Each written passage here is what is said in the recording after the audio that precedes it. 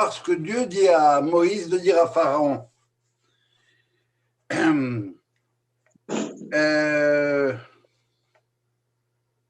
Voilà ce que Dieu lui dit. Tu diras à Pharaon, ainsi parle Dieu. Et qu'est-ce qu'il dit Dieu? Il dit que Israël est mon fils aîné. Béné Becholi Israël. Et il te dira, et tu lui diras, libère mon peuple. Et si tu veux pas, je vais tuer tes premiers-nés à toi. Alors Dieu dit deux choses. Mon fils aîné, c'est Israël. Il va falloir descripter ce que ça veut dire que de dire que mon fils aîné, c'est Israël. Et qu'est-ce que ça veut dire que maintenant je vais tuer tes premiers-nés à toi? Autrement dit, Dieu dévoile ses batteries déjà. Et Rachel va nous dire que c'est là que Dieu reconnaît que l'aîné, c'est pas Ésaü, c'est Jacob. Ça veut dire quoi l'aîné? C'est quoi l'aîné comme tel? Alors Rachi va nous dire à propos de la plaie des premiers-nés qu'il n'y avait pas de... La Torah nous dit qu'il n'y avait pas de maison où il n'y avait pas un mort. Ah bon? Et qu'est-ce qui se passe s'il n'y a pas un premier-né? Eh bien, on prend le plus grand de la maison, le plus fort de la maison. Autrement dit, le Bechor, comme tel, c'est celui qui prend en charge. Il prend en charge quoi? Il prend en charge l'autre, comme tel. Alors, c'est ça ce qu'on voit. Qu'est-ce que c'est? Quelle forme de premier-né est-ce qu'on veut avoir? Est-ce qu'on veut avoir comme premier-né le modèle du premier-né de l'Égypte? Ou est-ce qu'on veut prendre... on va avoir comme modèle le premier-né d'Israël?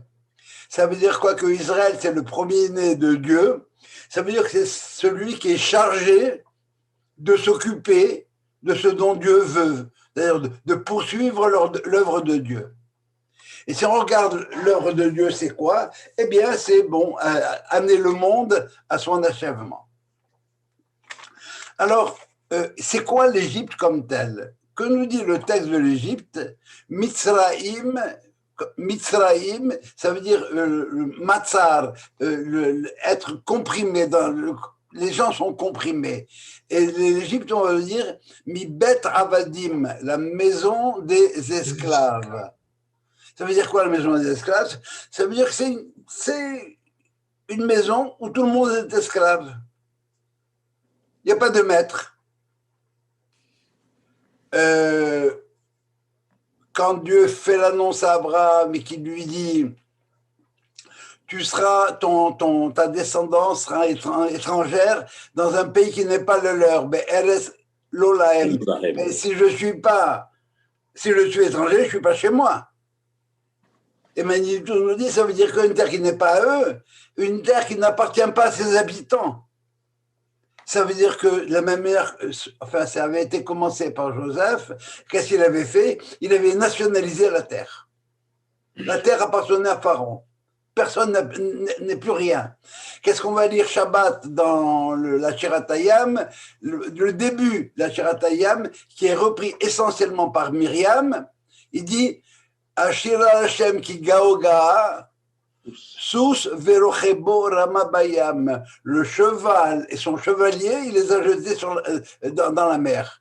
Pourquoi? Bien parce que dans l'Égypte, tout le monde est le cheval de quelqu'un, le cavalier de quelqu'un d'autre. J'ai quelqu'un au-dessus de moi, mais j'ai quelqu'un aussi en dessous de moi. Autrement dit, on paye des esclaves. Chacun a son esclave comme tel. Et c'est quoi le Bechor? C'est celui qui doit s'occuper d'autrui. Mais en Égypte, ça n'existe pas. Quel modèle est-ce qu'on veut? On a en Égypte, je vous crois que je l'ai dit la semaine dernière, on a un modèle pyramidal.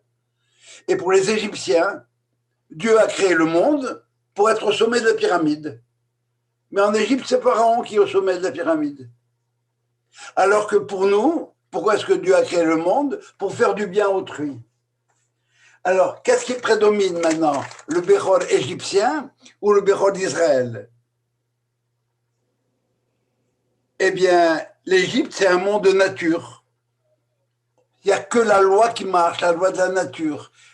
C'est la loi du plus fort, comme dira Dieu à Ésaü, tu vivras sur ton épée. Ça veut dire que c'est Darwin avant la lettre. Ça veut dire que c'est le plus fort qui survit. Et les autres, eh bien, ils meurent. Et avec la loi, avec la sortie d'Égypte, qu'est-ce qu'on découvre? On découvre Hachamut Kebav, qui est le tétragramme. Ça veut dire quoi? Eh bien, c'est le Hesed, s'occuper de l'autre. Le Bechor, c'est 2, 20 et 22, on l'a déjà dit. Eh bien, c'est être capable de s'occuper des autres. Et Dieu a créé le monde, pourquoi? Pour faire du bien à l'être humain. Et c'est ce qui explique maintenant une chose, c'est que la sortie d'Égypte, comme telle, eh bien, ne peut se faire que si on arrive à éliminer le système égyptien pour le remplacer par le système d'Israël. C'est ça qui est l'idée de base. Autrement dit, on repart tout à zéro. On recommence tout à zéro. La première mitzvah, c'est une mitzvah où on sanctifie le temps. Ça veut dire quoi, on sanctifie le temps? Ça veut dire qu'on fait un reset. On recommence. Temps zéro. C'est plus la loi du plus fort qui l'emporte, c'est la loi de celui qui est capable de s'occuper du plus faible comme tel. Et la dernière plaie, la plaie des rochers, l'obscurité, eh bien, c'est pour laisser la place à Israël qui, lui, va illuminer le monde. Voilà comme tel. Voilà une autre dimension sur laquelle je n'avais pas insisté la semaine dernière, mais qui, je crois, est particulièrement importante. Ça veut dire, c'est pas une punition, je tue ton préféré, pas du tout. Moi, Dieu, je choisis entre deux modes de gestion du monde. La gestion par la loi du plus fort, qui écrase l'autre, ça veut dire le chevalier et son cheval, et le cavalier et son cheval, ou bien par celui qui est justement à côté de l'autre. Autrement dit, est-ce que c'est la loi de Caïn ou c'est la loi de Abel? C'est ça ce qu'il y a derrière la loi, la mort des premiers-nés. Et c'est pas simplement, comme on pourrait penser, une forme de vengeance comme ça. Je te tue ton premier-né, mais parce que c'est celui que tu aimes le plus. Pas du tout. Dieu l'annonce au départ. Si tu ne libères pas mon premier-né, et tu préfères toi tes premiers-nés à moi, eh bien tes premiers-nés à toi, c'est-à-dire son système, va disparaître complètement, je vais le faire disparaître, je vais le tuer. Est-ce que c'est clair cette idée-là? Oui. Vous auriez des questions par rapport à ça? Ou on passe aux fruits, on passe au dessert? Premiers-nés masculins. C'était les premiers-nés. J'entends mal. Les premiers-nés masculins, c'est ça? Par définition, oui, parce que effectivement, c'est le masculin qui est dans la dynamique. Le masculin fait avancer les choses, alors que le féminin les maintienne et les garde en place. Oui. Mais pour les animaux? Alors, pourquoi est-ce que c'était le Bechor de la servante et le Bechor de l'animal? Parce que la servante aussi, elle servissait les Hébreux. L'animal, eh bien, il était adoré. Et par conséquent, le premier de l'animal, c'était un dieu avec un plus à côté. Alors ceux-là aussi, on va les faire disparaître. Parce qu'ils font partie du système. Ça va? Les mâles, hein? Comment? Les mâles. C'est ce que je dis là, les masculins, parce que bon, c'est la dimension dynamique, celle qui bouge. D'autres questions? Alors, on embraye sur le Bivat.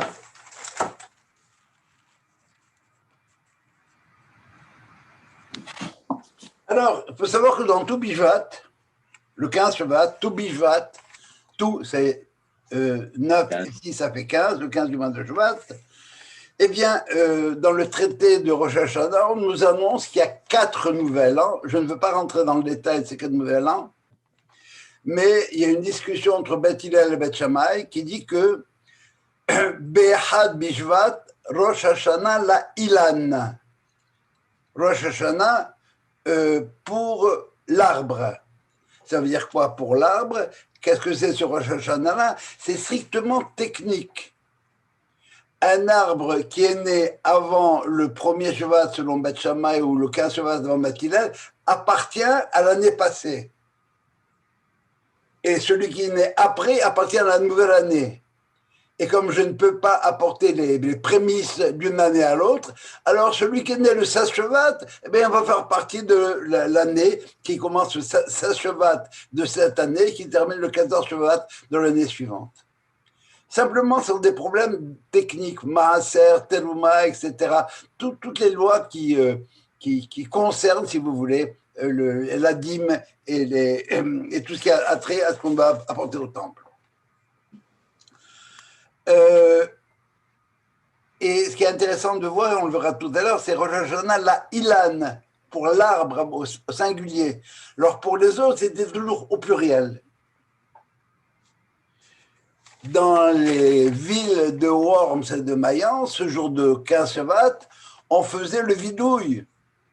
Alors que chez nous, maintenant, c'est devenu un jour de fête comme tel. Comment s'est développé tout Bishvat au cours de l'histoire? Eh bien, à partir du XVe siècle, et même avant, les kabbalistes, et j'insiste, ce sont les Mekoubalim, qui renforcent l'idée d'en faire un jour férié. Décider de faire du 15 Shevat un jour de fête, ça paraît bizarre. Vous savez pourquoi ça paraît bizarre? Bien parce que tous les problèmes du monde ont commencé avec un arbre. On se serait attendu à plus de discrétion. La première faute qui a été faite au moment de la création du monde, c'est quoi? C'est un arbre qui a désobéi à Dieu. Dieu voulait un arbre qui soit arbre, le tronc et les fruits qui auraient le même goût. Et qu'est-ce qu'elle a fait la terre? Elle a quoi? Elle a produit un arbre qui fait des fruits.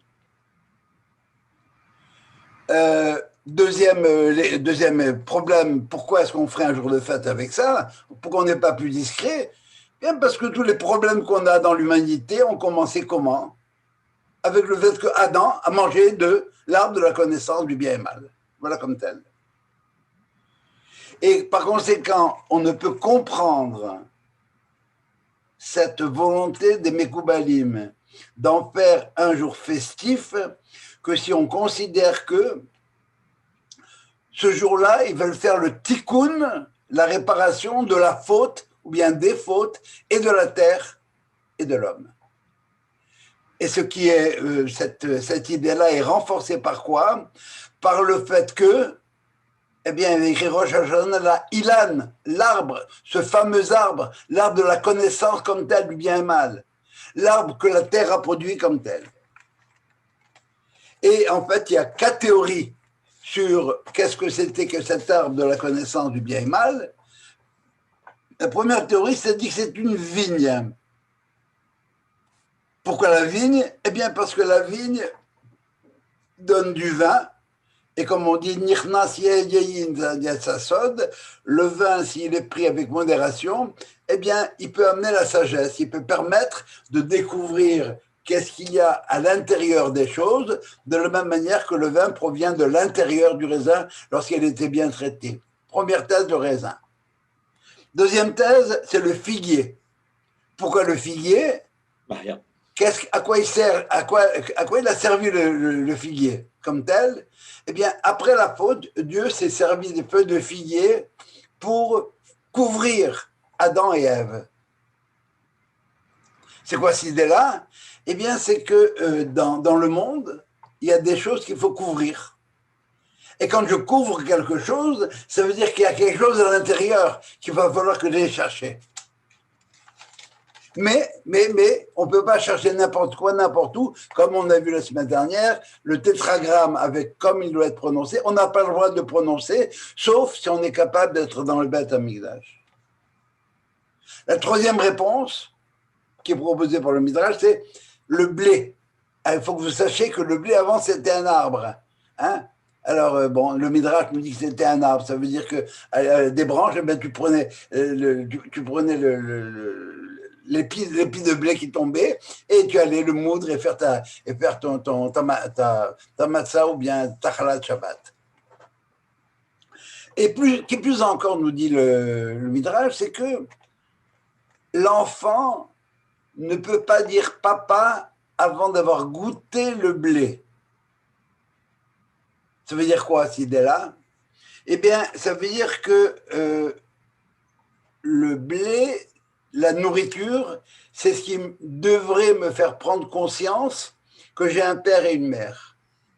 Vous vous souvenez, Abraham, comment est-ce qu'Abraham convertissait les gens? Il leur donnait à manger. Et puis, à la fin, il leur dit, il faut remercier celui qui vous a donné à manger. Vous êtes des créatures, vous avez besoin de manger pour vivre. Vous n'êtes pas indépendants.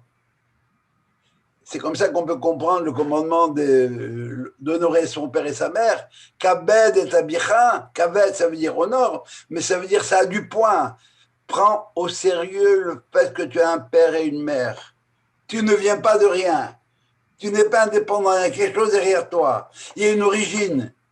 Et l'enfant, il cherche son origine, il cherche son père. C'était l'arbre, c'était ça, une des troisième dimensions de l'arbre de la connaissance. Et le dernier, vous vous en doutez, c'est quoi? C'est le étrog. Quand on nous dit de l'étrog, on nous dit de l'étrog, hadar, le fruit du bel arbre, le bel arbre. L'arbre était beau, référence à ce qu'avait dit beau à voir, ce qu'avait dit Ève. Mais attention à l'esthétique. L'esthétique, ça peut être trompeur. Comment nous dit la Torah? Elle nous dit Yefat To'al ve Yefat Mar'e. Ça veut dire qu'elle était belle d'apparence et belle à l'intérieur. Elle avait une belle âme. Mais l'esthétique, ça peut tromper. Derrière de belles apparences, il peut y avoir des âmes pourries. Alors on nous demande de bien faire attention. Et c'est quoi ce que Dieu avait voulu comme fruit? C'est un arbre fruit. Je crois que j'ai déjà dit ça, mais je vais le répéter. C'est quoi un arbre de fruits? C'est un arbre dont le tronc a le même goût que le fruit. Ça veut dire quoi un arbre dont le tronc a le même goût que le fruit? Le tronc, c'est le moyen d'avoir des fruits. Mais il faudrait que le moyen soit homogène à la fin. F-I-N. Autrement dit, je ne peux pas aller cambrioler une banque pour faire une yeshiva. La Torah nous dit Notavi etnan zorna umchil kelev, tu ne peux pas apporter le salaire, le revenu d'une prostituée, ni la vente d'un chien au temple. Tu ne peux pas. C'est interdit. Oui, une seconde, Marc. C'est pas homogène. Alors, attention à cette forme d'esthétique, si vous voulez. Une esthétique trompeuse. Oui, Marc. Oui, Marco. Démute-toi, tu es mute là. Ouvre ton micro, Marco. Oui, c'est fait. C'est juste pour te dire, par exemple, la yeshiva, comment elle peut savoir, une yeshiva, comment elle peut savoir les fonds dont ils viennent? Ce qu'on te dit, c'est de ne pas faire un cambriolage, toi, pour construire toi une yeshiva. J'ai compris, la personne elle-même. Toi-même. Maintenant, si quelqu'un vient t'apporter de l'argent, bon, ce serait intéressant que tu t'occupes de savoir d'où il a pris cet argent-là. Parce que si c'est de l'argent qui n'est pas propre, ben, il y a un problème. Ça dépend de la personnalité qui va t'amener l'argent. D'après la personne qui va t'amener, tu n'as pas besoin de faire des recherches. Si tu as besoin, tu en feras. Si tu n'en as pas besoin, tu n'en feras pas. Exact. Et il ne faut pas s'arrêter au terre à terre. Il faut voir ce qu'il y a derrière tout ça. Autrement dit, je dis bien, il faut que la fin ne justifie pas les moyens. Ce n'est pas plus compliqué que ça. C'est ça le cédra. C'est ça l'arbre qu'on devait avoir. Alors, cette idée-là, que l'arbre, qu'on a le droit de manger des arbres parce que c'est un tikkun, c'est supporté par Rabbi Akiba, le ami qui me dit que Rabbi Akiba avait l'habitude, le premier du mois de juin, d'aller cueillir un étrog. Ah bon? Et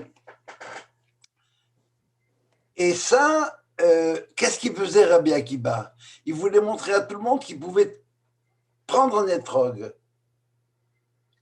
Mais la Gemara nous dit d'autre part que l'étrog ne supporte pas d'être touché. Ça vous fait penser à quoi, ça? À Ève qui a dit au serpent, non, non, le bon Dieu, il a dit, vous ne mangerez pas et vous ne toucherez pas.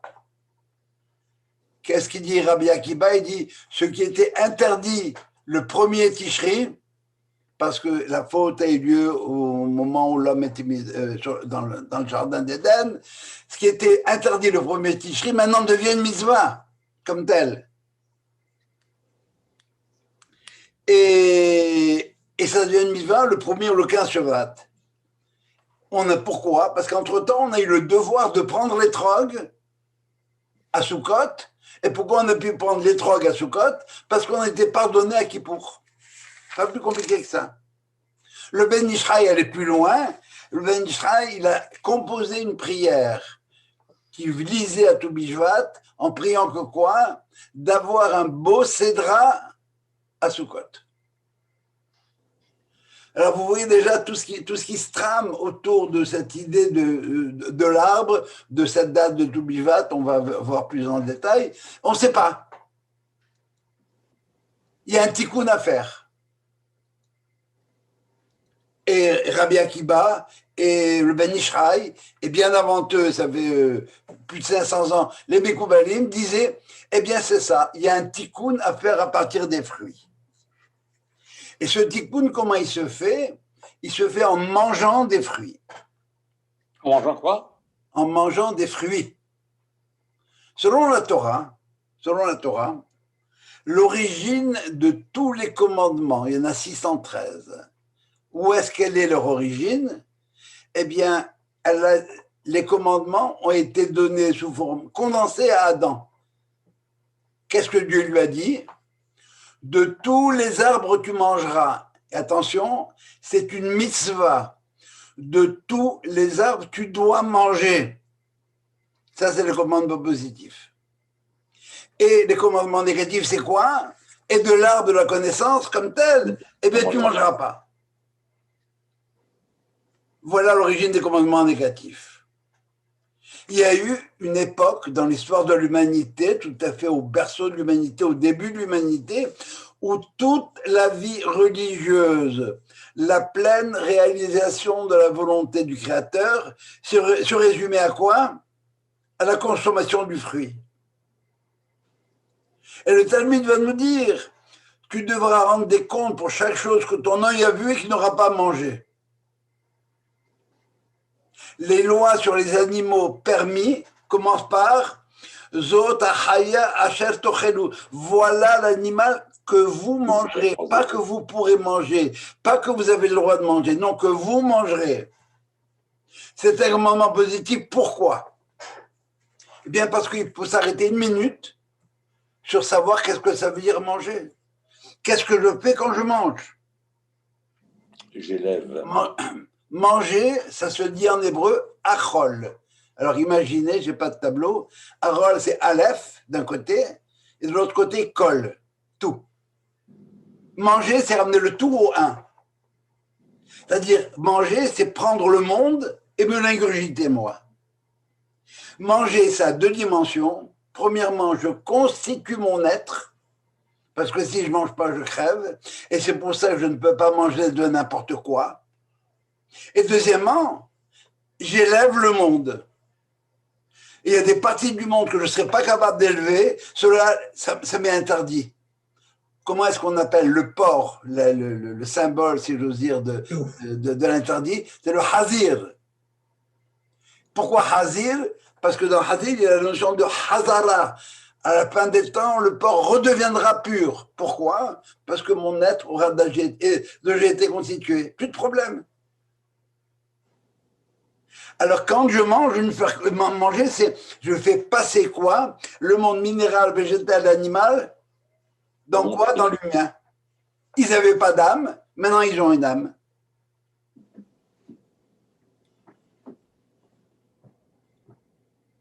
Manger, c'est intérioriser le monde extérieur. Le thème nous dit Dieu a voulu les akot et Israël, ça veut dire faire mériter Israël, mais les akot, ça veut dire rendre zach, rendre transparent à quoi? Au monde extérieur. Il n'y a pas mon monde à moi, le monde extérieur, pas du tout. Les deux ont été créés par le même Dieu, par le même être. Eh bien, manger des fruits, si vous voulez, c'est l'expression de cette vérité-là. Je mange, je me constitue, je mange, j'élève le monde. Et vous comprendrez maintenant que l'adage français qui dit « il ne faut pas manger pour, il ne faut pas manger pour vivre, il ne faut pas vivre pour manger, mais il faut manger pour vivre. » C'est quoi notre travail? C'est de manger. Pas n'importe quoi, pas n'importe comment, mais il faut manger. Si les besoins se substituent aux valeurs, la faute devient possible. Et le Talmud résume tout ça en disant quoi? Shulchan domé la misbeach.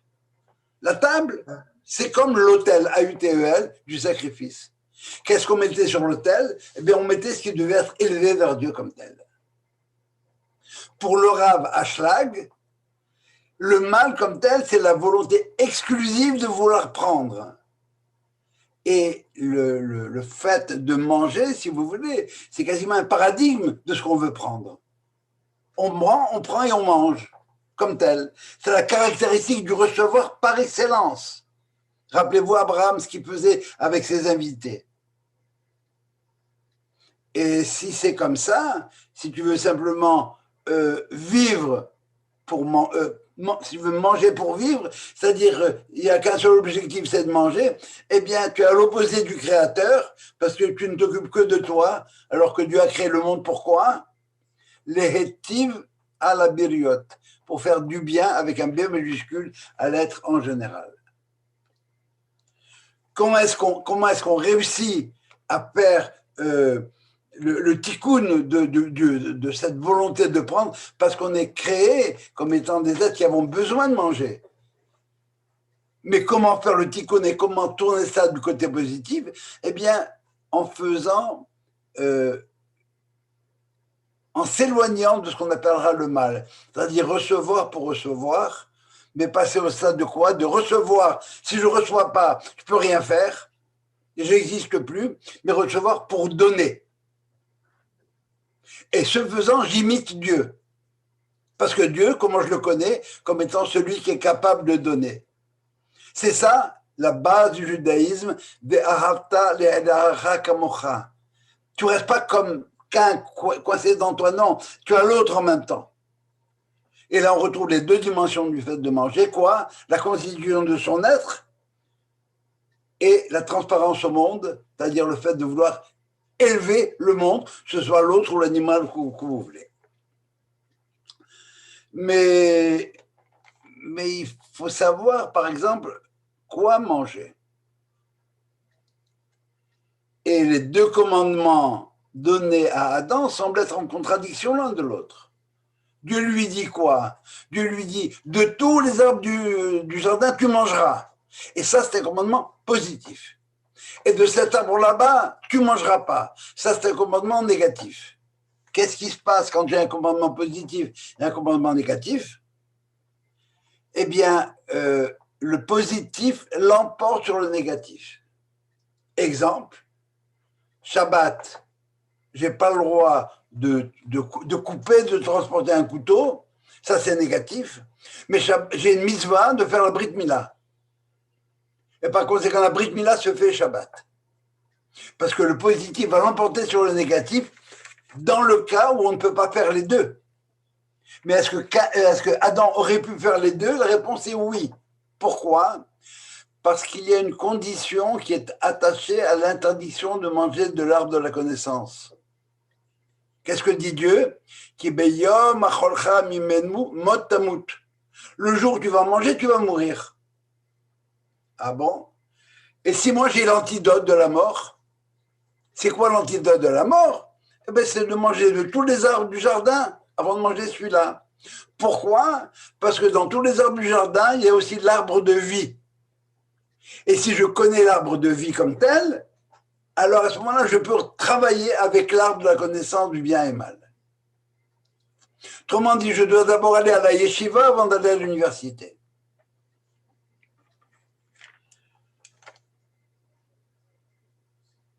Ça veut dire quoi? Tu mourras? Pour Adam, by the way, vous pourriez poser la question. Il en a mangé, il n'est pas mort. Ça veut dire quoi mourir? Bien, mourir, c'est de passer du monde terrestre au monde souterrain. Qu'est-ce qu'il a eu? Comment il est mort, Adam? Il est passé du Gan Eden sur terre, la terre normale. Il a quitté le paradis. C'est ça mourir. C'est changer de monde et rien de plus. Cet arbre de vie, c'est quoi? Pour nous, c'est la Torah. Et l'homme qui aura des comptes à rendre parce qu'il n'a pas été capable de manger tout ce qu'il a vu, parce qu'il n'a pas été assez pur, assez purifié pour pouvoir manger de tout ce qu'il a pu voir. Alors, vous voyez qu'on est dans un monothéisme intégral. C'est le même Dieu qui m'a créé moi avec mes envies, mes besoins, et qui a créé le monde. Et par conséquent, il n'a pas créé ces choses-là pour rien. Il faut un environnement. Et cet environnement, il faut l'élever. L'environnement, la Grèce s'en occupe seulement. La spiritualité, c'est Israël qui s'en occupe. Et on serait bien qu'ils puissent, l'un et l'autre, si vous voulez, communiquer pour ça. Mais attention, nos chachamim nous mettent en danger devant la fascination de la nature. L'esthétique de l'étrog qu'on peut retransplanter dans d'autres dimensions. Le Pirkei Avot nous dit la chose suivante. Celui qui marche en chemin et qui étudie et qui arrête d'étudier pour dire « Oh, qu'il est beau cet arbre! Oh, quelle est belle cette source !» Celui-là, il porte atteinte à lui-même. Mitrayev ben Abchou. Il se crée du tort. Tu es en train d'étudier, tu t'arrêtes, waouh! Tu as vu ceux qui ont probablement pas connu, le cèdre gourou, qui était au milieu de la forêt de Nkala, à 12, on n'arrivait pas à faire le tour. Bon, il est beau cet arbre. Ben celui-là, il est condamnable. Et apparemment, ça semble désapprouver, si vous voulez, la contemplation des arbres et de la nature. Et pourtant, ça s'oppose à une mitzvah positive, une vraie mitzvah qui nous dit qu'il faut faire la mitzvah sur les arbres en fleurs au mois de Nissan. Et qu'est-ce qu'elle nous dit cette mitzvah? Shelo Hisel Be'olamo Klum, il manque rien dans ce monde. Ou Barabo, il y a créé quoi? Beriot Tovot, des êtres, de bons êtres, de belles créatures. Ve'ilanot Tovim, et des beaux arbres. Les Hanot Baem Bnei Adam. Pour que l'homme puisse en profiter. Alors, branche-toi. Je porte atteinte à moi quand je dis il est beau cet arbre, ou bien je dis il est beau cet arbre parce que c'est une mitzvah. Où est le problème? Quelqu'un voit le... Et puis il a été arrêté d'étudier. Bravo. Tu as écouté un certain cours, toi. Ou tu as une bonne mémoire. Alors, ça veut dire quoi? Parce qu'il a l'impression que contempler la nature, ça ne fait pas partie de son étude. Il aurait dû voir dans la nature le prolongement de son étude. Ce bonhomme-là, qu'est-ce qu'il fait? Il vit dans un monde dualiste, quelque part. Il y a d'un côté la Torah, de l'autre côté la nature. Pas du tout, c'est la même chose. Et pourtant, il n'est pas question de faire une prière quand tu vois quelque chose de nouveau, de beau, de vénérer Dieu. Il y a différentes prières dans certains cas, mais là, ce que je viens de vous citer, on parlait des arbres. Et le Pirkei Avot que je vous ai cité d'abord, l'homme s'est arrêté d'étudier pour dire il est beau cet arbre. Et la prière qu'on doit faire, cet arbre, il est beau. C'est pour ça. Maintenant, bien sûr qu'il y a plein de choses, de bonnes choses, plein de prières à faire sur de belles choses. Oui, c'est vrai. Et en particulier, quand on mange un fruit neuf, on dit Shechianu comme tel. Alors, dans l'année juive, il y a 2 temps, si vous voulez. Il y a le temps de printemps-été et automne-hiver. Dans un premier temps, et ça commence au mois de Tishri, si vous voulez, eh bien, on est détaché de la matière. Qu'est-ce qu'on fait? On prie pour l'élévation de l'âme, pour se faire pardonner ses péchés, ses fautes, tout ce que vous voudrez. Et on est dans le monde, si vous voulez, de l'esprit.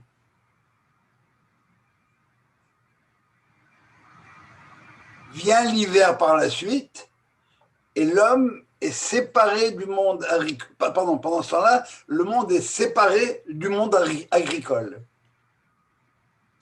Et il se replie sur son foyer. Ça, c'est Tishri. Ça va? Je m'occupe de moi. Je m'occupe du spirituel. Avec Rosh Chodesh Tevet. Pourquoi Rosh Chodesh avec Rosh Chodesh Shevat. Pourquoi Rosh Chodesh Shevat? C'est parce que c'est le moment où la sève commence à monter dans les arbres. Les pluies ont fait leur travail et la sève va commencer à monter dans les arbres. On ne le voit pas, mais c'est comme ça que ça se passe. Le 1er ou le 15, ça dépend de Beth Hillel ou Beth Shammai. En Israël. Bien sûr, oui, absolument. Oui. La référence est toujours Israël. Alors, avec Rosh Chodesh Shevat, commence le temps de la délivrance du printemps. C'est vrai qu'on est à 2 mois du mois de Nissan. On est à 1 mois et demi un peu du mois de Nissan. Mais ce monde du printemps, c'est-à-dire le monde de la liberté, le monde de la délivrance, eh bien, c'est le monde c'est le moment où on va sanctifier le monde. Et le début de cette sanctification dépend de quoi? De la sensibilité de la personne humaine.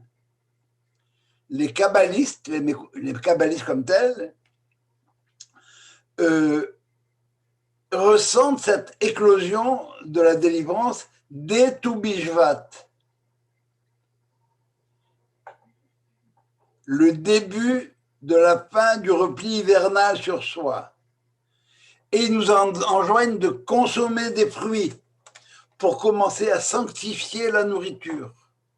Je ne m'occupe plus de l'homme, je m'occupe de la terre et de ce que donne la terre. Je ne m'occupe pas de moi, je m'occupe de ce que je veux sanctifier, ce que je veux élever, les fruits de la terre. Pourquoi les fruits? Parce qu'ils n'ont pas été touchés par l'impureté du monde. Je pourrais le dire en d'autres termes, parce qu'ils n'ont pas été bousillés par les circuits économiques. Mais on peut à ce moment-là commencer à sanctifier les fruits, mais pas beaucoup plus. Ça, c'est le 15 Shabbat. 1 mois plus tard, on arrive au 15 Adar, c'est Purim, et qu'est-ce qu'on va sanctifier? Le vin, le produit du raisin, le produit de la vigne. Parce que c'était à l'intérieur et on veut le voir. On est capable de le faire sortir, donc on est capable de le sanctifier. C'est déjà pas mal, n'est-ce pas? On peut même sanctifier l'enivrement, le fait de se saouler. Et c'est une mitzvah de se saouler, attention. Se saouler, ça ne veut pas dire rouler par terre. C'est arrivé à un moment donné où on se rend compte que le bien et le mal, ben, il y a la même origine, au départ. C'est ça, c'est ça le sod comme tel. Et finalement, le 15 Nissan, qu'est-ce qu'on fait? On sanctifie la viande. Il a fallu pour cela pénétrer beaucoup plus avant dans la période du printemps, mais on y est arrivé. Vous voyez les 3 niveaux de sanctification de la nourriture? Tou Bishvat, 15 Shvat, fruit, 15 Adar, le produit du fruit, travaillé par l'homme, le vin, et finalement, le produit de la nature beaucoup plus sophistiqué qui sera l'animal, et c'est, si vous voulez, la sanctification du Korban Pessah de la viande. À Tishri, tout ça, ça sur en un mois. Parce que tout ce qui est de l'ordre de l'esprit, si vous voulez, c'est bon, ça peut se faire assez rapidement. Mais à Nissan, pour la matière, ça prend beaucoup plus de temps. Les Mekoubalim, les Kabbalistes, furent ceux qui ont insisté sur le caractère de sainteté de la nature. Ils n'ont pas pu l'exprimer en leur temps. Ils n'ont pas pu le dire parce que leur temps, ça ne marchait pas encore. Or, depuis de nos jours, tout Bishvat, mais c'est une fête que tout le monde célèbre.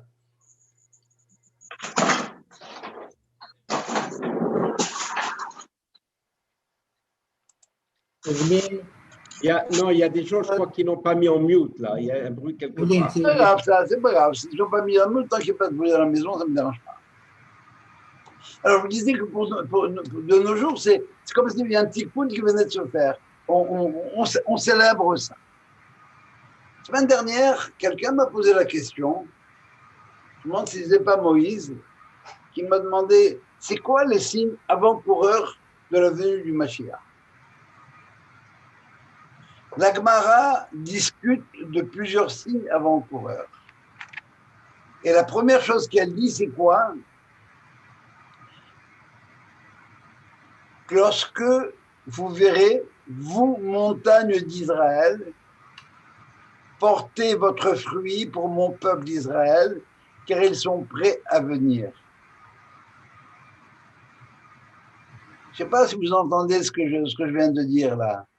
Je crois que c'est Lamartine qui, en 1800 et quelques, avait visité Israël et l'avait décrit comme une terre aride, avec rien du tout. Nous avons tous été en Israël et savons que même le désert n'est pas aride.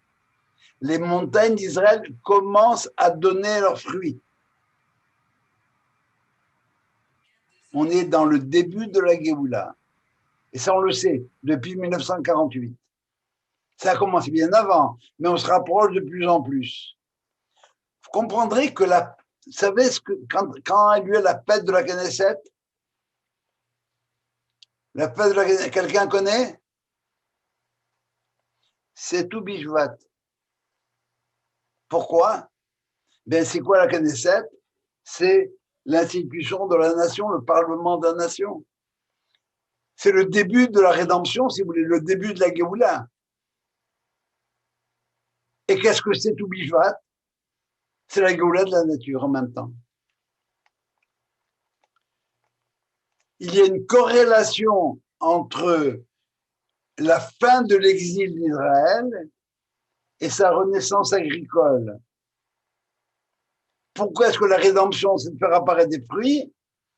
Bien parce qu'apparemment, la terre, ça semble être l'élément le plus bas de la création. Eh bien, quand la Géoula arrive, eh bien, on commence par ce qui est le plus bas. De la même manière que le serpent, Nahash, c'est la même valeur que le mot Mashiach. Même le Nahash pourra participer à un moment donné, quand il aura fait Teshuvah, à cette rédemption. De la même manière que le crime le plus épouvantable, qui est le crime de l'inceste, eh bien, comme tel, de ce crime d'inceste, lorsqu'il y aurait eu le tikkun de ce crime d'inceste, c'est quoi? C'est par Ruth, eh bien, on aura le Mashiach qui descend de Ruth.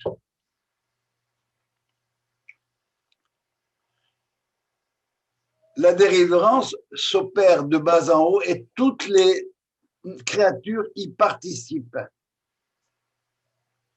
Alors, comme je l'ai dit, faire le tikkun de tout, c'est pas simple. C'est pas simple.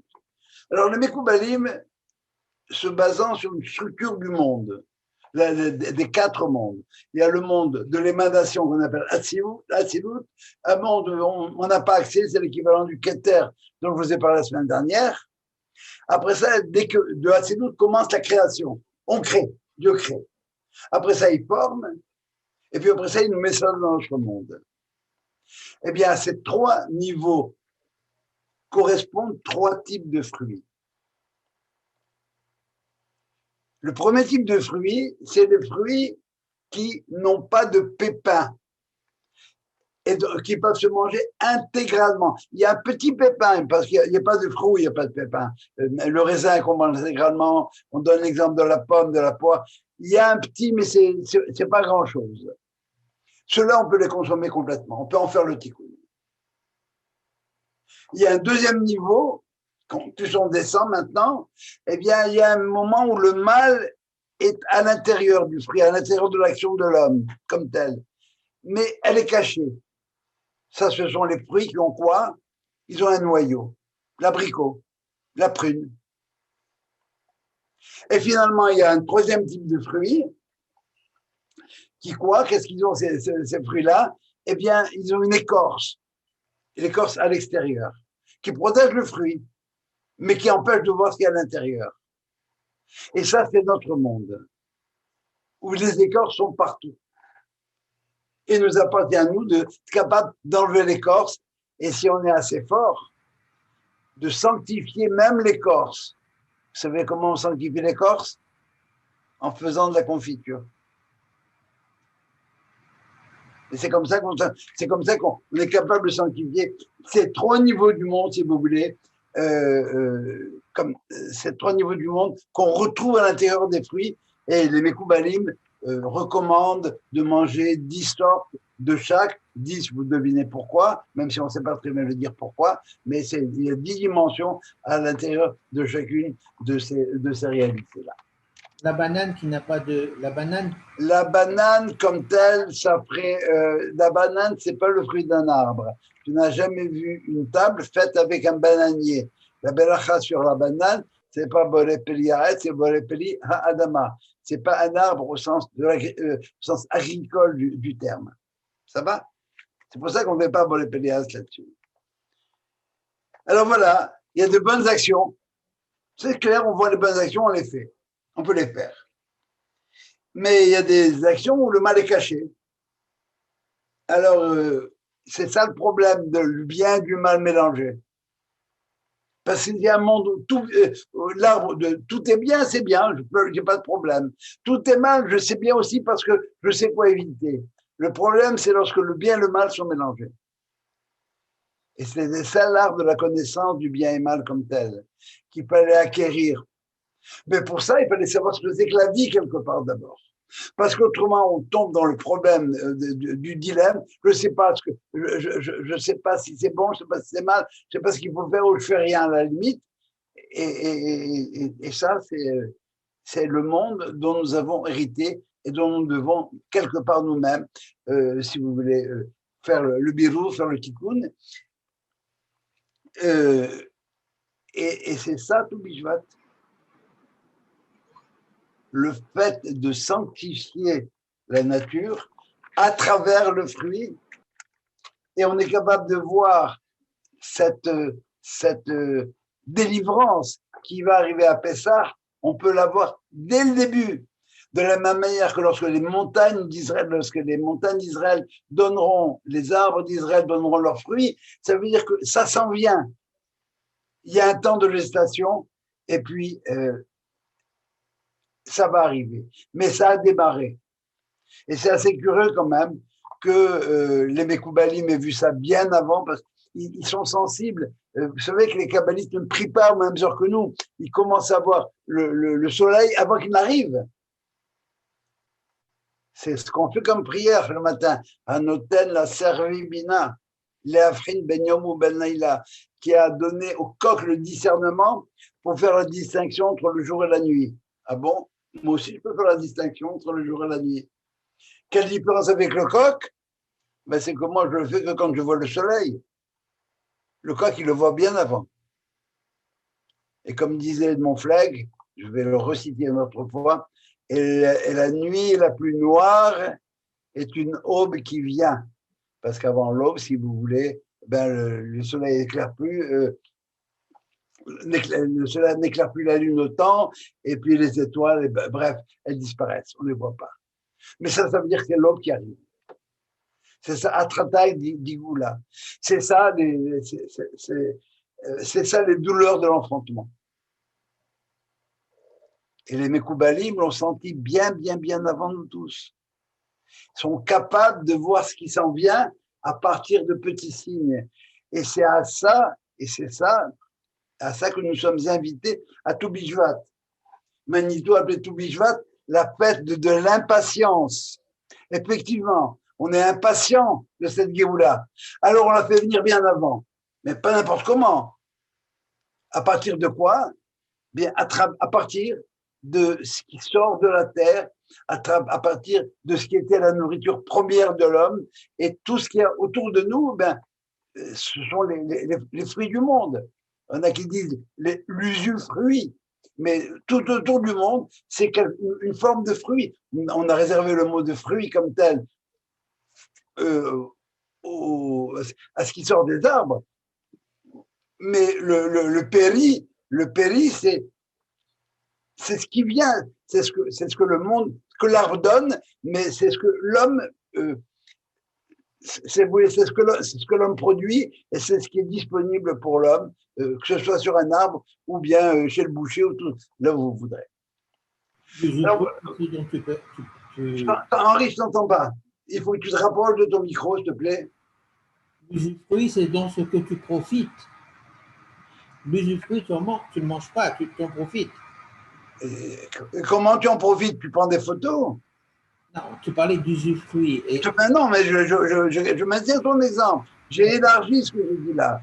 Quand je parle d'usufruit, de manière générale, l'usufruit comme tel, la Mishnah nous dit, on le dit tous les matins,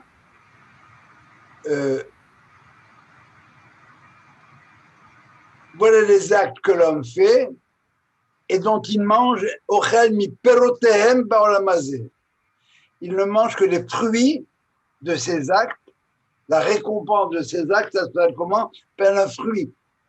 Et le capital, il est réservé pour Olam Haba. La récompense des actes, c'est ça. C'est ça. Bon, mais la récompense des actes, j'en profite quand même. C'est vrai, c'est ça. Alors, vous entendez derrière, enfin, c'était très, très bref, tout ce qu'on peut dire à propos de Toubishvat. Atrata d'Igoula, ça commence comme ça. Et Toubishvat, c'est quoi? C'est le tikkun de la faute d'Adam. Le tikkun, pas simplement au niveau du fruit, au niveau de tout ce qu'on a à faire dans le monde. Et le tikkun sera complètement réalisé lorsque, en fin des temps, on sera tous à Jérusalem, reconstruite, Bimera Beyamin. Voilà. Des questions? La première fois que j'entends parler de Toubishvat autrement que de consommation directe de fruits. C'est vraiment extraordinaire. Je suis content, merci. Je vais vous dire que la mitzvah de Toubishvat comme telle, d'abord demain soir, vous êtes invités à le faire sur Zoom. Hein, si vous voulez, je vous enverrai le lien parce que je ne l'ai pas encore reçu. À partir de 7h15, ce qu'on essaye surtout de manger, alors il y a différentes coutumes. On privilégie les 7 fruits d'Eretz Israël, qui sont le blé, l'orge, le geffen, la vigne, la figue, la grenade, l'olive et la date. Ce sont les 7 fruits d'Eretz Israël. Cela, c'est important de m'asseoir qu'on puisse faire une balacha dessus. On fait maisonneur sur le biscuit, si vous voulez, le blé, ce qu'on a fait. Avec l'orge, si vous êtes capable de vous faire une galette en orge, c'est bien. Sinon, vous pourrez boire un peu de bière parce qu'elle est faite avec de l'orge. Et en même temps, à Toubishvat, ce qu'on va faire, on va avoir un seder qui va être parallèle à celui de Pessah. Pourquoi? Parce qu'on va prendre 4 coupes de vin. Comme à Pessah, on avait 4 coupes, là, on en a 4. On en consomme 4 fruits, une coupe de vin, et là, on mélange vin complètement blanc au départ, 100% blanc, après ça, 75 blanc, 25 rouge, après ça 50-50, et après ça tout rouge. Pourquoi? Plusieurs explications. La plus simple, c'est qu'on passe du blanc, qui veut dire le blanc, c'est la midata hesed, la générosité, au rouge, qui est midata din. Alors, c'est parti du monde blanc, c'est-à-dire du monde blanc, j'avais envie de dire, du monde blanc au moment de la création, c'est arrivé au rouge, mais on a fait le tikkun. Et après ça, tout ce qui vous tombe sous la main en termes de fruits, exotiques, pas exotiques, ce que vous voudrez, eh bien, il faut les prendre, même des fruits de la terre, comme la banane, si tu as envie, comme les graines de lupin, ce que vous voudrez. Et on fera Adama et on mangera tant qu'on pourra tous les fruits. Une fois qu'on a fait la belacha, une fois, sur un fruit, sur le fruit de l'arbre, arrête, on ne fait plus de belacha, on le fait une fois. Et pour Adama, la même chose, et pour Maisonot, la même chose. Et après ça, on boit, puis on chante, et on danse, et on s'amuse.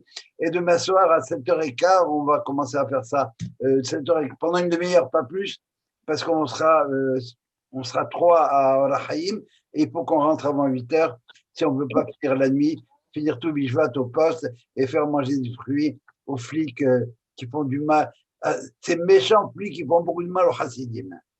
Et on commence par Boré Priaetz. D'abord Maisonot. Oui, et après. Dans l'ordre. Alors Maisonot, Boré Priaetz, ça va? Et après ça, dans l'ordre. Alors, l'ordre, il faut suivre l'ordre du verset. La loi est la suivante.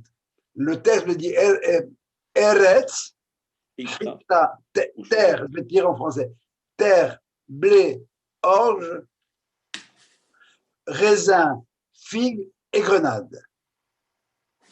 Et après ça, terre de olive et date. Alors, tout ce qui est le plus proche du mot terre passe d'abord. Alors, le premier qui passe, c'est Eretz, le premier, Hitta, c'est le blé. Le blé. Mais dans la deuxième série, de terre, olive et date, qu'est-ce qui est le plus proche de terre? C'est l'olive.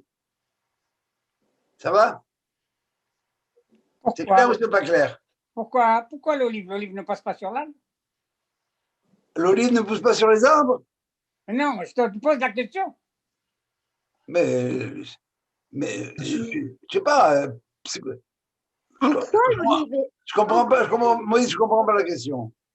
En quoi l'olive est proche le plus proche non, excusez-moi. Non, excusez-moi, j'ai compris la question maintenant.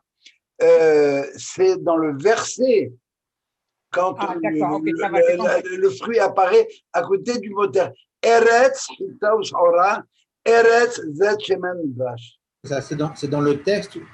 Oui, c'est dans le texte de la Torah, oui, absolument, oui. Alors, comme l'ordre n'est pas aléatoire et c'est choisi, vous demanderez aux kabbalistes de vous expliquer pourquoi. Joe, dis-moi pourquoi cette fête au Maroc était absolument effacée. Objection, votre honneur. Oui, d'accord, votre honneur. Il y a mes souvenirs qui remontent à longtemps. Au moins 70 ans. Me rappelle que mon père nous faisait une table à tout Bishvat et qu'on le marquait vachement. On ne savait pas ce que ça voulait dire. On ne connaissait pas la signification. Mais on fêtait chez moi tout Bishvat à Casablanca. Et je parle des années 50, 60. Déjà. Une dernière petite question, parce que tu as mentionné la mort au moment de Adam et Ève. Est-ce que la notion de mort existait à ce moment-là, quand il a promis la mort s'il mangeait de cet arbre? Et quel est le sens de cette mort dont il parle? J'ai essayé d'expliquer. Le texte nous dit Ki beyom acholcha mimenu mot tamut. Oui. Ça va? Donc, la Torah parle de mort. Maintenant, qu'est-ce que ça veut dire mort? Alors, j'ai dit tantôt, c'est quoi? C'est on change de monde. Il était dans le paradis, il est venu sur terre. De la même manière, quand quelqu'un meurt chez nous, qu'est-ce qu'il fait? Il passe de la vie Terre, il monte au paradis. terrienne à la vie souterraine, si je veux dire. C'est ça mourir. C'est ça mourir. Quand, je sais pas, elle est morte pour lui. Ça veut dire quoi, elle est morte pour lui? Ça veut dire que ses aspirations, il change de monde. C'est ça mourir, sans plus. Maintenant, bon, bien sûr, les médecins vont donner la définition de la mort biologique, etc. Mais mourir, c'est changer d'état. Et c'est pour ça qu'on porte tellement de respect, si vous voulez, on apporte tellement de respect à la mort comme telle. Merci. Est-ce que vous avez d'autres questions? Oui, vas-y, Marc. Vas-y, Marc. Tu as parlé de vin, on commence 100%, 25 et tout, ça veut dire quoi? Tu vas mélanger le blanc et le rouge? Absolument. Alors, je vais dire comment je fais, moi. Quand je vais boire à Geffen pour le premier verre, je bois à peu près un tiers. Et après ça, je remplis avec du rouge et je continue jusqu'à la fin où il n'y a plus de blanc. Je ne suis pas obligé de taper le verre. J'en connais qui confondent tout bijouat et pourim. Il ne faut pas confondre. Il faut être capable de finir le seder. Il faut être capable de faire le tikkun convenablement. Bon, s'il te plaît, tu n'oublieras pas de nous envoyer le lien pour demain soir? Tu vas le recevoir par la synagogue, Moïse. D'accord, merci. Je vais l'envoyer pour tout le groupe. Je vais l'envoyer au jour. Je vais le renvoyer quand même, bien sûr. Joe Todaraba. Merci beaucoup. Je peux poser une petite question? Beaucoup de Oui, choses. j'ai plein de temps là, ce que vous voulez. Oui, Nessim, ça va? C'est clair? Oui, justement, c'est non seulement clair, mais c'est fabuleux de pouvoir apprendre toutes ces choses-là dans une chose que j'ignorais. Joe, you made my day. C'est magnifique. Oui, vas-y Alain. Oui, je voulais demander, dans la notion de fruit, il y a aussi une sorte de la reproduction, n'est-ce pas? C'est-à-dire que quand on dit, par exemple, quand Dieu il dit « vous vous multiplierez », c'est la racine du mot fruit. Non. Non. Ah bon. Je traduis maintenant convenablement Pérou, Urbu, c'est fructifier et multiplier. Ouais. Il n'y a pas de notion de multiplication dans le fruit comme tel. Okay. Et je trouve que, au point de vue agriculture, effectivement, ça se multiplie, les graines vont de tous les côtés, si tu veux. Mais le fruit, c'est ce que l'arbre a de mieux à proposer. Ça veut dire, l'objectif final d'un arbre, quand tu le plantes, c'est pour avoir un fruit. Ça va? Et par conséquent, quand tu fais un enfant, ton objectif, c'est de faire un enfant qui correspond à certaines définitions que toi-même tu peux avoir. Ça va? Des volontés. Et dans la phrase, par exemple, Porat Youssef, ça veut dire? Ben Porat Youssef. Ouais, la beauté. La beauté de Youssef. Ça veut dire la beauté ou c'est... Il y a les deux dimensions. Pourquoi quand on dit Ben Porat Youssef, c'est le fait de pouvoir... Qu'est-ce qui empêche le fait de fructifier, au sens large du terme? Ce qui empêche l'homme de fructifier, c'est tous les problèmes qu'il peut avoir. Et la plupart de ces problèmes peuvent provenir des bad vibes, qu'on appelle en hébreu Aïn Hara, le mauvais œil. Ça va?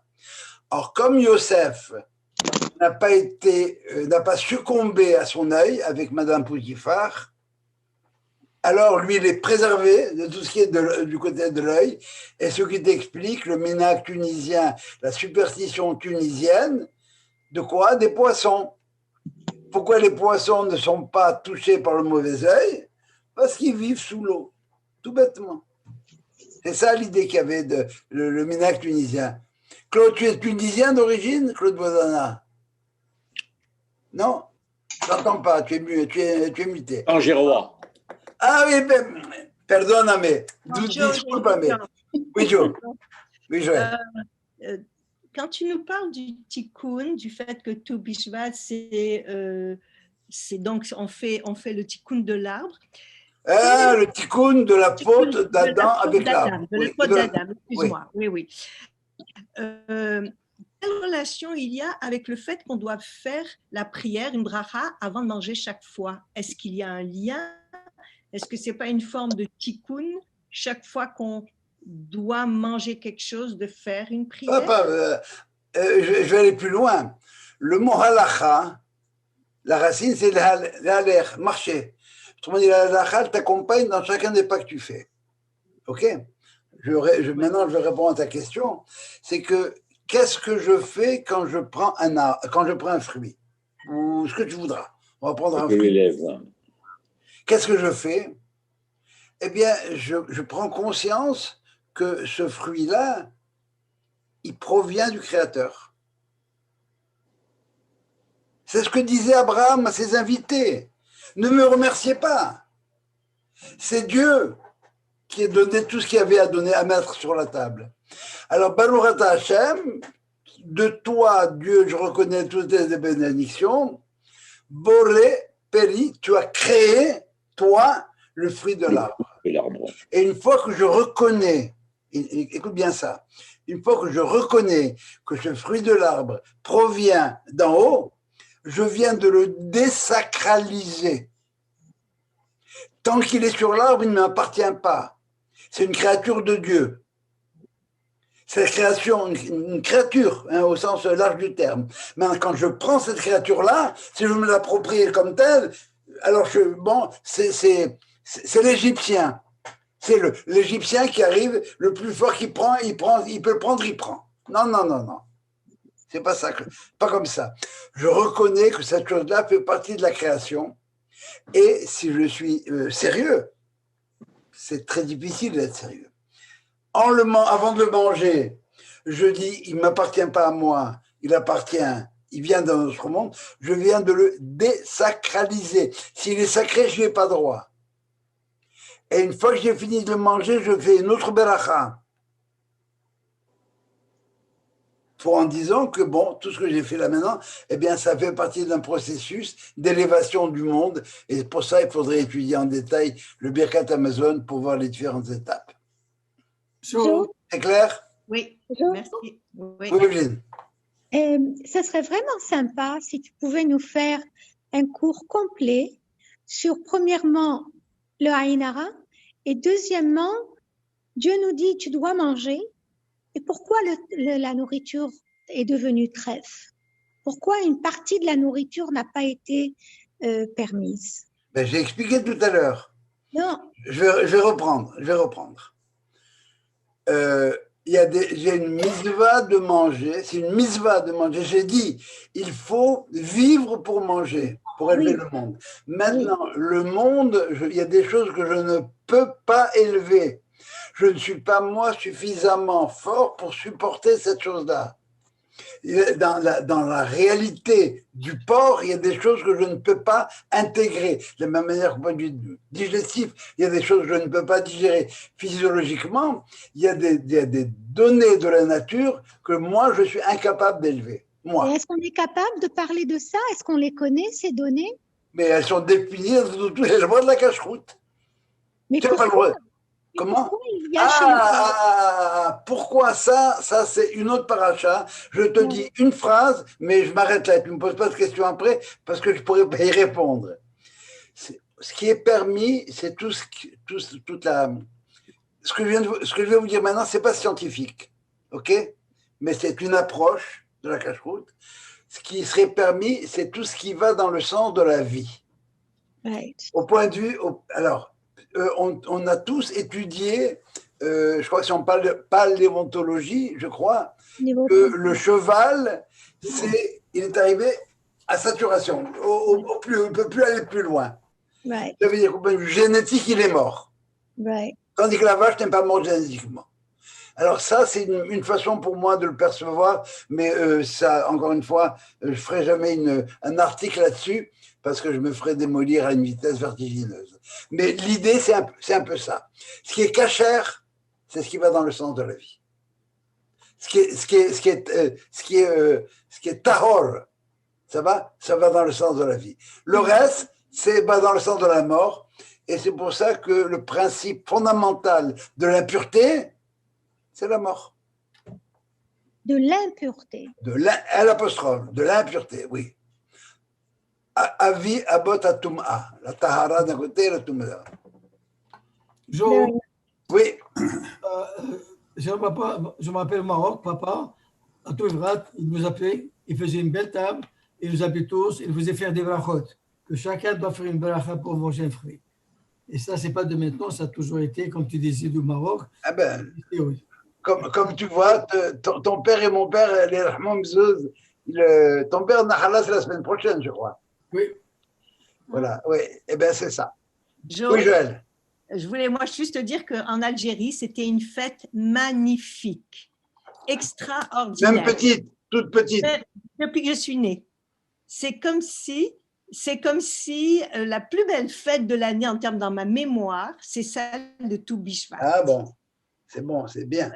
Les invités, l'abondance, tout choisir. Il y avait toute la vie était sur la table. Je vais le dire comme ça. La Gemara a dit que Rabbi Elazar, et c'est vieux, hein, il s'efforçait à chaque fois qu'il trouvait un nouveau fruit de l'acheter. C'est ça. C'est ce que. Et si vous avez le cœur, le goût et le temps, allez chez au marché Jean-Talon, vous voudrez, prenez tout ce que vous pouvez prendre comme fruit. Tout ce que vous pouvez prendre comme fruit. Et pensez en fin de compte, qu'est-ce qu'on fait? On est en train de faire le tikkun de la faute de Adam Rishon. Et lorsque Dieu a dit à Ève, pourquoi tu as fait, etc., mon mari, on m'en a donné, va ochal, et j'en ai mangé. Ça peut se lire autrement, ve'achol, et j'en mangerai encore. J'en ai mangé dans l'impureté, mais j'en mangerai dans la pureté. C'est son souhait à ce moment-là, à Chava. Oui, c'est bon, mais c'est assez rare qu'on puisse associer la halakha à toucher les choses du doigt. Mais je ne sais pas, est-ce que vous avez entendu ce que Ézéchiel a dit? Vous, les arbres d'Israël, vos montagnes d'Israël, vos arbres donneront des fruits. Ça veut dire que mon peuple arrive. Et il y a, je sais pas, il y a un siècle, il y avait quoi en Israël? Désert et désert. Et maintenant, il y a dessert et dessert. Choisis ton fruit. Dessert et dessert. Alors, vous voyez l'idée des Mekoubalim là-dedans. Hein, c'est important, les Mekoubalim. Les Mekoubalim voient les choses au fond, à la racine, ils voient les choses venir avant. Et quand ils prient le matin, ils prient beaucoup plus tôt que nous. Parce que, ils sentent ce qui se passe à l'intérieur. Ils ont leurs entrées. Magnifique. Une question? Magnifique. Merci. Je suis content. À demain, Jo. Merci beaucoup. À demain, bonne nuit. Merci. Bye. Bye.